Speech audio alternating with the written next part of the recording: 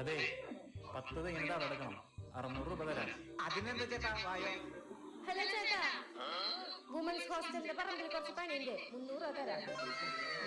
Sorry ചേട്ടാ, ചേട്ടൻ്റെ അവിടെ നാളെ പണിക്ക് വരാം. ഇന്ന് വല്ലപ്പം പോയേ പറ്റുള്ളൂ. പക്ഷെ ഞാൻ 600 പോട്ടെ, ഞാൻ 1000 തരാം.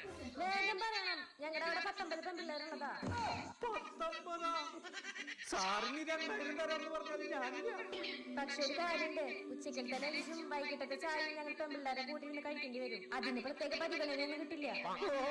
ഇതൊക്കെ ഒരു പ്രശ്നമാണോ? വാ വാ.